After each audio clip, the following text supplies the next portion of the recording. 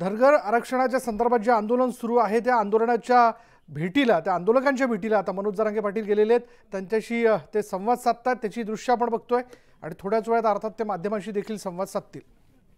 पण आपण समाजाच्या गोरगरिबाच्या जी मागणी त्याच्या बाजूने 100% तुमचं कौतुक आहे की तुम्ही त्या बाजूने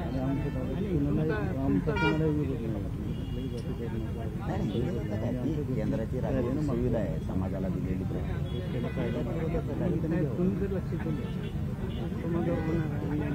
देणार आहे. आपली वैयक्तिक प्रॉपर्टी जर हटवायची असेल तर मग विरोध असला पाहिजे. केंद्राची सुविधा आहे ती तुम्हाला 100% मिळायला पाहिजे. आपण काय डिस्काउंट घेत नाही ती एसटी आरक्षणातलं असणार आहे किंवा असं काही नाही. तुमचं मला ते आपल्या सोंडेलीगत त्या दोडतडे साहेबांनी रामशिंदे साहेबांनी दाखवलं की तुम्ही एसटी आरक्षणामध्ये कशी आहे.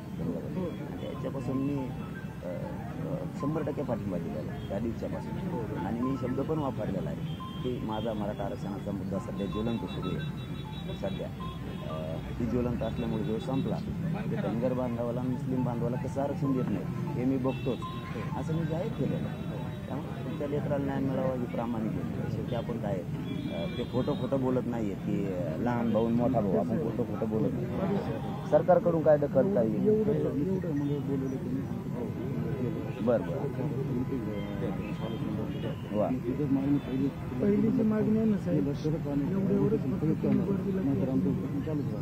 पण तब्येतीची काळजी घ्या कारण मी ते करू नये.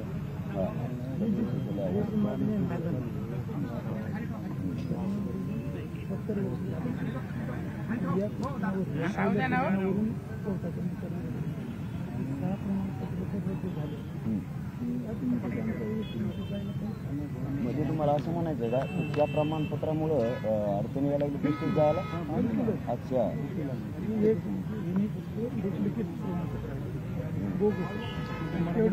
मी हे जरा सोबत आमचे लातूरचे प्रतिनिधी नितीन बनसोडे आपल्या बरोबर आहेत. नितीन बनसोडे यांच्याशी आपण बोलूयात. नितीन, मनोज जरांगे पाटील धनगर आरक्षणाच्या संबंधित उपोषणाला बसलेल्या कार्यकर्त्यांच्या भेटीला गेलेले आहेत, काय माहिती याबद्दल?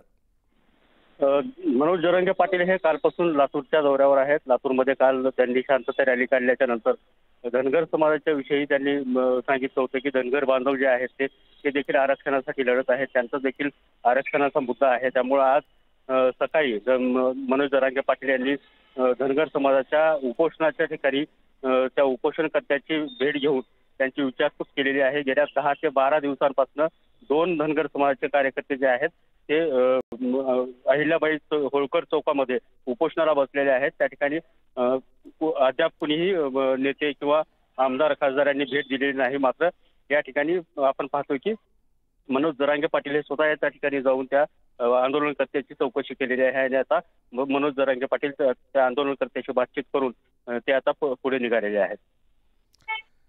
साधारण आज दिवसभराचा त्यांचा कार्यक्रम कशा पद्धतीने असणार आहे, म्हणजे इथून ते पुढे कुठे जातात? लातूरमध्ये ते धनगर समाजाच्या आरक्षणाच्या संदर्भात जे उपोषण सुरू आहे त्या ठिकाणी भेट दिल्याच्या नंतर ते मार्गस्थ होणार आहेत. ते धाराशिवकडे मार्गस्थ होणार आहेत आणि धाराशिवमध्ये त्यांची आज मोठी रॅली देखील निघणार आहे. त्यामुळे इथून ते आता थेट धाराशिवकडे निघणार असल्याची माहिती संयोजकांनी दिलेली आहे. आता माध्यमांशी ते संवाद साधतील का? कारण ते आता धनगर आंदोलकांशी जे उपोषणाला बसलेत त्यांच्याशी बोलताना दिसतात, यानंतर ते माध्यमांशी बोलतील का? नक्कीच यामध्ये माध्यमांचे सर्व प्रतिनिधी या ठिकाणी उपस्थित आहेत आणि या ठिकाणी ते धनगर समाजाच्या भेटीला आलेले आहेत. अचानक ठरलेला तो कार्यक्रम आहे आणि अचानक त्यांनी धनगर समाजाच्या उपोषणकर्त्यांना भेट देण्याचा हा कार्यक्रम ठेवलेला आहे आणि त्या ठिकाणी ते पोहोचलेले आहेत. ते आता सध्या त्यांच्याशी बातचीत करतायत आणि थोड्या वेळात धनगर समाजाच्या विषयीच्या त्या भावना जाणून घेऊन ते माध्यमांशी बोलण्याची पण शक्यता आहे. नेमकं धनगर समाजाच्या आरक्षणाच्या बाजूने मनोज जरांगे पाटील काय बोलतात याकडे देखील आता लक्ष राहिलेलं आहे. धन्यवाद नितीन या सगळ्या माहितीबद्दल.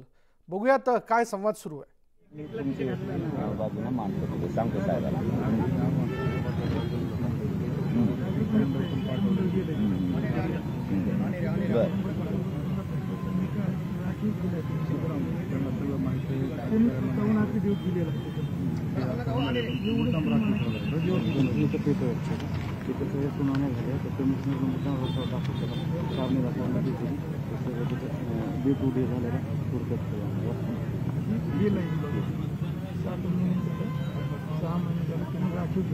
रद्द करत नाही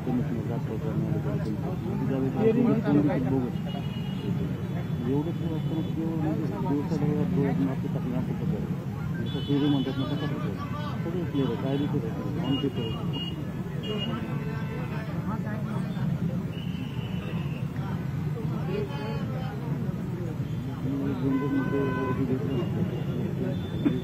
जरा वाचतो याला जरा निवांत मला माझ्याकडे ठेवू नये जरा वाचतो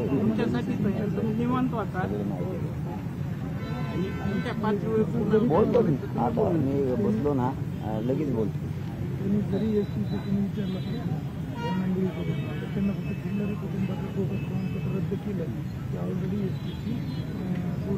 मी जरा सगळं वाचतो तुम्ही फक्त काळजी घ्या उपोषणाचं काळजी तुम्ही काळजी घ्या बाकीचं हे बघा मी एक मुलगा म्हणून बघणारच मी आजच शब्द तुमच्याकडे भेटायला आलो म्हणून नाही दिला आणि मला खोटं नाही करता मी खोटा आंदोलक नाही एवढं बोलायचं जायचं मग आल्यामुळे आम्हाला मानसिक नाही काळजी करू नका तुम्ही सगळा समाज तुमच्या सोबत अजिबात काळजी नाही करायची न्याय गोरगरिबांना मिळाला पाहिजे एवढीच भूमिका पण राजकारण जळू द्या तिकडे आपलं हे जरा मला गाडीत ठेवा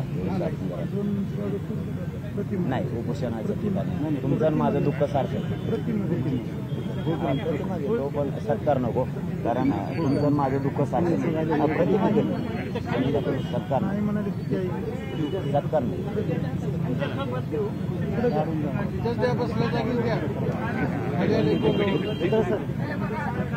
तुम्ही आराम